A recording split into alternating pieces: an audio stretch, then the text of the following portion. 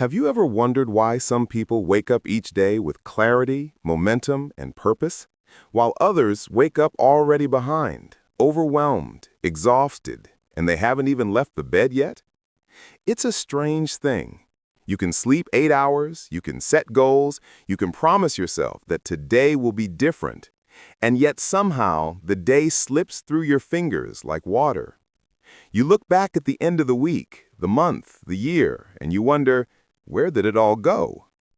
There's a silent force working against millions of people every single day, a quiet enemy. It doesn't shout, it doesn't slam doors, it doesn't announce its arrival. It simply creeps into your routines, settles into your decisions, and builds a comfortable nest right between your intentions and your actions. What is this enemy? It's the slow drift into a life without discipline. Not a dramatic collapse, not a loud breakdown. No, this one is subtle. It's the extra 5 minutes in bed that become 20. It's the small promise you break to yourself, just once, until just once becomes your new identity. It's the dream you delay, not because you don't want it anymore, but because you've convinced yourself that tomorrow is a safer place to try.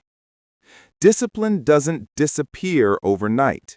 It erodes. Like a stone under dripping water, not shattered, but worn down.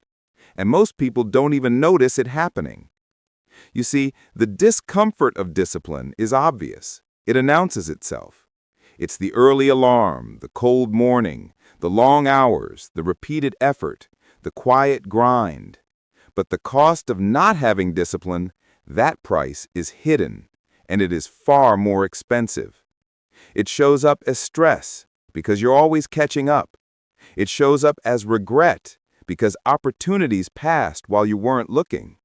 It shows up as envy, because someone else lived the life you were capable of living. It shows up as guilt, because deep down you know you could be more. People don't fail for lack of talent. They fail because the structure of discipline never became the lifestyle of discipline. And that's the real crisis. Not that people lack goals or dreams or vision, but that they rely on temporary bursts of motivation to build a life that requires consistency. So what happens? They sprint for a week, walk for a month, crawl for a year, and then wonder why their lives feel stuck. But here's the truth. Discipline isn't meant to be a punishment. It's meant to be a foundation. Not something you visit occasionally, but something you live within daily. And when discipline becomes a lifestyle, everything changes. Today, I want to show you exactly how to make that transformation. Not with vague ideas, not with cliches, but with a clear, structured, powerful system. A system that works because it addresses the real roots of undisciplined living: confusion, comfort, distraction, inconsistency, and emotional decision-making. When these 5 pillars are put into practice, discipline becomes easier, more natural, and even enjoyable. Because discipline, in its highest form, is simply alignment. Alignment between what you want, what you do, and who you become. We're going to talk about the identity anchor, the comfort trap, the friction equation, the consistency loop, the emotional governor. Each principle will reveal a hidden danger. Each principle will expose a mental trap. And each principle will give you a clear strategy, a cure to transform your daily behavior. By the end, you won't just understand discipline. You'll have a blueprint to make it a lifestyle. And once discipline becomes a lifestyle, success stops being an accident. It becomes the natural outcome of who you've chosen to be. Let's begin.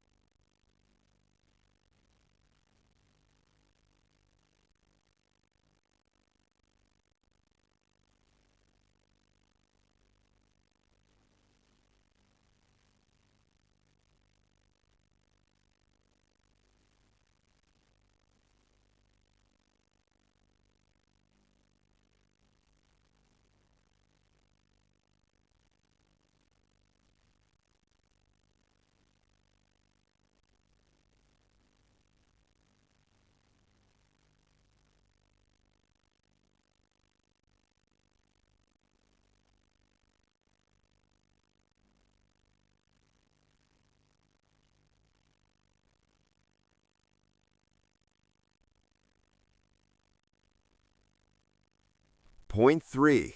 The friction equation. A. The concept. The third pillar is the friction equation, the idea that your environment silently shapes your behavior through ease and resistance. B. The subtle danger. Most people blame themselves for lack of discipline, but ignore the reality that their environment is working against them. They make the wrong behaviors easy and the right behaviors difficult. Want to work out, but your shoes are in the closet behind last year's boxes. Want to read, but your phone is on the table buzzing every few minutes. Want to cook healthy, but the snacks are within arm's reach. This isn't a lack of discipline, it's a surplus of friction. C. Metaphor or analogy. Imagine you're trying to roll a ball uphill. That's what discipline feels like when your environment is built against your goals. But imagine the same ball on a downhill slope. That's what discipline feels like when your environment is designed correctly. Or think of a river. Water always flows to the lowest point because nature follows the path of least resistance. Humans do the same. If the unhealthy choice is easier, that's where we flow. The cure is to reduce friction for good habits and increase friction for bad ones. Lay out your clothes the night before. Put your phone in another room while working. Prep meals in advance. Keep your environment clean, simple, intentional. Discipline becomes easier when the path to improvement is smooth. Reinforcement. Discipline isn't just about willpower, it's about architecture. Build an environment that supports the lifestyle you want. Point 4. The consistency loop. A. The concept. The fourth pillar is the consistency loop, the cycle of small, simple daily actions that compound into a disciplined lifestyle. B. The subtle danger. Most people overestimate the power of big actions and underestimate the power of repeated ones. They think discipline means doing massive, heroic things. No, discipline is doing the simple things every day, even when no one sees it. The danger is thinking that missing just one day doesn't matter, but one day becomes two. Two becomes a week becomes your new normal. Metaphor or analogy. Think of brushing your teeth. 2 minutes, twice a day. Nothing dramatic, but the consistency keeps your teeth clean. Skip for a month, and now you have problems. Or imagine a bricklayer. One brick is insignificant, but place one brick every day, perfectly, faithfully, and eventually you have a wall strong enough to stand for generations. The cure is to shift from intensity to consistency. Make your daily actions small, achievable, repeatable. Don't commit to reading a book a day.